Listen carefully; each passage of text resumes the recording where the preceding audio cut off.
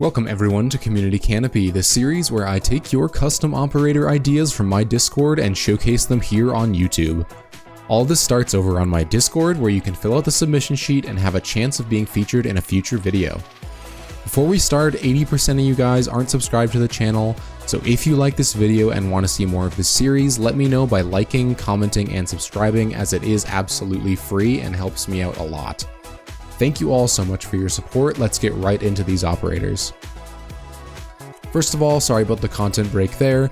I was on vacation in Japan, and that was much needed after this last winter semester.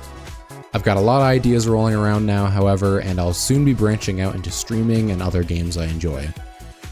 I'll still always be on the creative side of content creation, so the custom operators won't be stopping anytime soon, but I can't box myself into doing that alone. The other main game I've been playing for many years, and will most likely make some videos on soon, is Destiny. If you love it, that's great, but if you've never tried it, I have a suite of video ideas that might help you get started. That's enough blabbing from me. I hope you enjoy the ops. Our first submission comes in from Shatter13Lade, or maybe Shatterclade, my bad, and features an operator that puts a unique spin on covering angles. Typically, smokes and flashes and all their variations are the only way to cover an angle. However, pre-fire angles is just as important in Siege, if not more so. Doas, our 2-speed 2-armor attacker from Chile, aligns himself with the Kara's Legion and has a drone that is capable of putting down suppressing fire for him. This drone, named the UQC Tempest, is a floating quadcopter equipped with a copy of Dolas' primary weapon. When deployed, the drone will hover in place and aim at the exact same spot you are aiming at and begin firing in short bursts. These bursts can be used for everything from pre-firing through walls, covering angles, misdirecting opponents, and opening up sightlines. The drone will be on a cooldown, and it will lower itself to the floor once it's out of ammo. Dolas can then pick it up to reset it. If it's shot, Dolas can pick it up and passively repair it, which will cause it to take longer to recharge before the next use. While Doas may sound a little weak on paper, in practice, the utility created by an extra gun cannot be underestimated. Dolas' loadout consists of the MK14 DMR, the PDW-9, and the brand new LAR-44 sidearm. This gun has the stats listed below. Doas has secondary gadget options between smoke grenades and breach charges. All in all, Doas is a unique support entry fragger who can be an oppressive force in Siege when used correctly.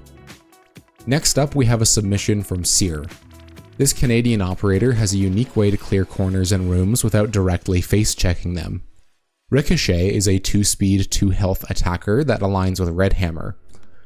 Ricochet has a launcher similar to Hibana's, in which he will fire a specially coated metal sheet into any surface.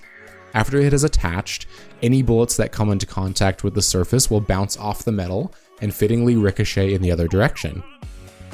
This can be explained through the use of magnets or something, I don't know. Either way, this gadget could be a really unique way to clear a room or safely put down suppressing fire. While the gadget does work both ways, Ricochet is given the freedom to place them in whatever position they are most advantageous in. This operator definitely needs some balancing work, as I feel it could be more of a detriment rather than an asset in some scenarios. However, the idea is really cool as is. Ricochet has a choice between two primary DMR options, the MK14 and the SR25. He also has the LFP revolver as his secondary option. For gadgets, he's got flashes and claymores, both of which align with his kit quite well. The ability to ricochet bullets around corners needs some time in the oven, but I feel if implemented with care, it could be really fun. Third, we have a submission from Asmodeus1999.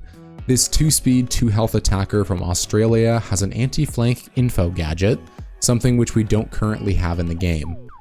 Whiskey brings with him the FWS-S6, a sticky mine thrown similar to Ella's mines. When a defender walks within the radius of the mine, it will loudly spin up similar to Thorn's mines. If the defender remains in the radius, by the time it detonates, the mine will scan their outline through the wall upwards of 2 times. This is not an active scan like Lion's old EDD, but a brief still outline.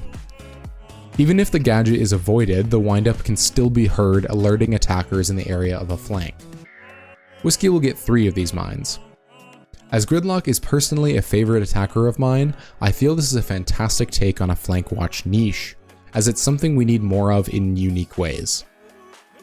For his loadout, we have the AUG A2 and the Boss G with Buckshot.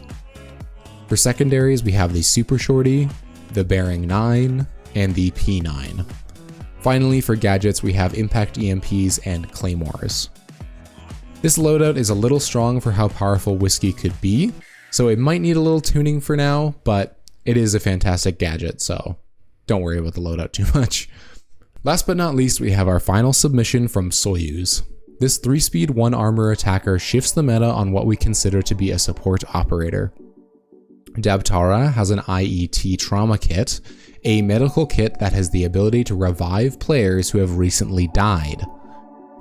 He can only revive players within 30 seconds of death who have not died to headshots. The animation takes around 10 seconds, leaving him quite vulnerable, and brings back the dead attacker with only 20 health and all of the Frostmat debuffs. In my opinion, this operator would be absolutely fantastic in Siege. It encourages a buddy playstyle on attack, where an entry fragger or roam clearer no longer goes in alone. If one of you dies, Debara can quickly bring you back. As this is a gadget that requires a teammate to die, however, I would like to give him a passive that revives DBNO'd players back to 75 health instead of 20. Obviously, I don't like picking favorites, but man, this operator would reinforce the breach and clear fantasy and encourage teamwork on attack. Currently in the game, the run and gun playstyle is getting really stale, so a gadget that encourages players to push together is really needed. For his loadout, we have the MK14, a very popular option today, and the PDW9. For secondaries, we have the M1911 and the GON 6. For gadgets, he brings smokes and claymores, both extremely relevant options, although smokes might be a little bit too strong. Alright, I hope you enjoyed this episode of Community Canopy. Next video will most likely be something very different, so keep your eyes out for that. I'll be continuing to make videos on Siege, so don't think this is going away anytime soon. Don't forget to like and subscribe as per usual. I appreciate your patience and continued support, and I will see you all on the flip side. Oh, I was gonna use that first.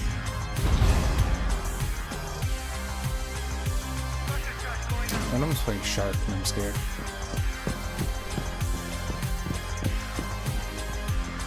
Bro ran into my fuse. Gotta love it.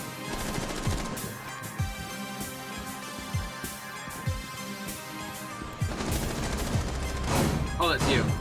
Wait, no, it's not you.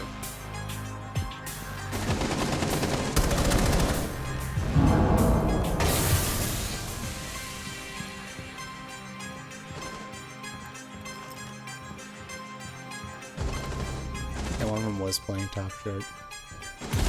What? False dead. I missed my sights. You know, I can look at this. This could be much worse. Wait until you try the fucking AR-15 iron sights. Those are nasty. AR-15? Yeah. To your right, to your right. Yeah, I know. I'm not dead from that. Is he in the corner here? He is. Is he in the corner here? You know, irons, it's not going half bad. You're 7-1.